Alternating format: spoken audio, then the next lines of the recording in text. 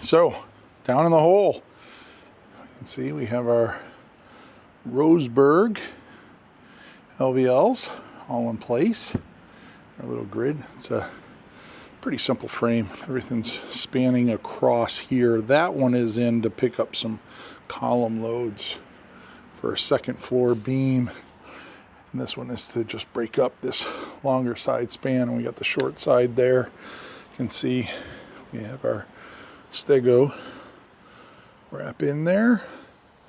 Brian chose to, you can see, put it in between the 4 inches here. We have some extra concrete. So this is actually a retaining wall. You can see it on this side here. And when you do a retaining wall, it can be done one of 2 ways, right? That footing could have came out about 5 or 6 feet somewhere out to here and kept that from overturning. So that's kind of what we'll call is the push method, right? Ground up here, higher, pushing on the wall. Wall wants to rotate.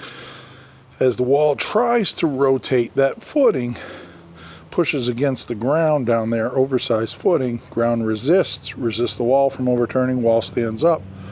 Structural success. The pull method, which is the one we went with, is you have the wall, you put it on a traditional footing, and you have these bars here that come out. And they go back a significant distance, about 2 feet, and then they get another bar. And that bar goes back about 6 feet. And so that gets heavily embedded. This is a 6-inch slab where the rebar is. So there's a really good bite around that bar.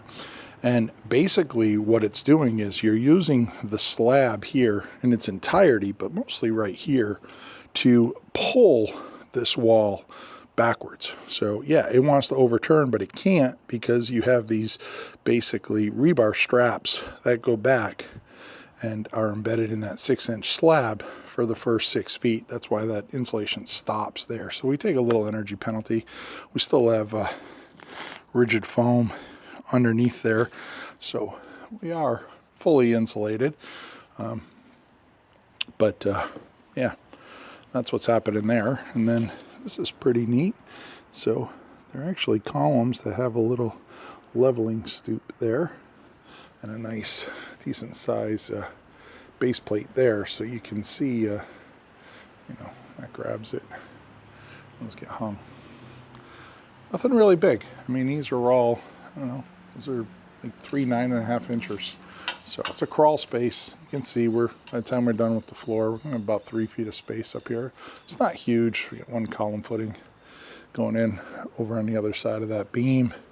And then we have our typical 6x6 welded wire fabric sitting on some metal chairs there. So we got some rebar at the column. So pretty standard stuff. Not a lot of magic. Now, all of this up here drains over to this corner, and you can see there's a pipe in the back here. So that pipe goes in back and rises up to a large stone bed, vertical bed behind the retaining wall. So any water behind here, rather than increasing the pressure, it gets relieved, drops down, goes through that pipe and into that sump pump there. So I'm gonna just climb down here right quick. And you can see we have our perforated pipe in, and that traces all the way around. This one here, you can see it actually comes out of the system here too. So we have a little sleeve. So again, we don't want any pressure building up behind that wall. So it all drains down into there, fills into the pipe. Pipe goes over, and our sump pump there. Here you can see we had to trace around. That's where our fireplace foundation is. I apologize if this is a little skippy or jumpy, but it's like climbing around an adult jungle gym over here. A couple footings, and like I said, we have that piece of steel that's going to go from right about there. And you can see it's about 4 feet in from that wall Did a little retaining wall there. You can see the shelf there to catch the slab. This is all stair on this side, so there's really no load or anything happening there. But you see our pipe goes around. I'm going to have to backfill this with stone, but this is what I wanted to talk about here. You know, we have that pipe comes all the way around. And you can see here, there's an inlet down low and there's an inlet up high. I don't know if this is loose where I can pop this off. Yeah, it is. So you can see down there, and the sump pump will just sit down in the bottom. So obviously the water level of the media room is the controlling factor in the sump pump here. So that goes around, spin around backwards here. Let's see where we just came from. And then of course the media room has its own system. They're gonna reconnect that. But we have about a 2-foot elevation change here in slab. So obviously all of this has got to get stoned and leveled and prepped. And that's what all that insulation is on the other side there. But yeah, and then this comes around the corner and literally attaches right there. So you can see there's the beam pocket that we talked about for the steel beam. And then of course this is a storage area, but I just threw a couple windows in so it would get some natural light in it. And then this, of course, is a larger window, and I wanted to make it egress just in case they ever wanted to. There's an office that's actually going to be in this space, and there's a little powder room in between the footing and wall there, and then that's a hangout room, and then to my right, the media room. But the office here, we wanted to make it a big enough window so when you're in the office, you don't feel like you're in the basement, as well as if you want to.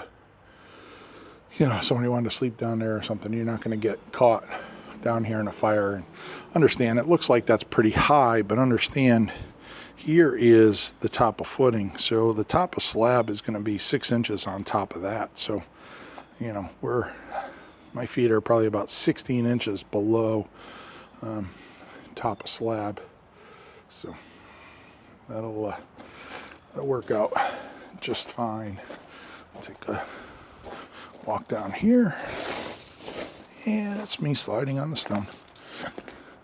And you can see, so the media room, and the last one we talked about, these are typically, or your standard typical 9-foot walls, and then we drop down to 11-foot walls down in here. So these are a little bit more reinforcement. They actually have some vertical bars in it, and then it steps back up over there, you can see.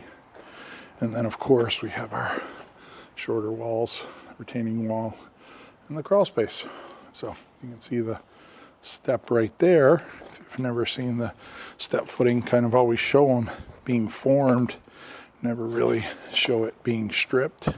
So you can see there how this all comes together, and held this back a little here so we can get a couple steps in that go from this floor down to that floor. There's a hallway right here, and I'm pretty much standing in the stairwell. So anyways, let's climb back up here, and yeah, I'll give you a shout out here. So as always, if you're a subscriber, thank you.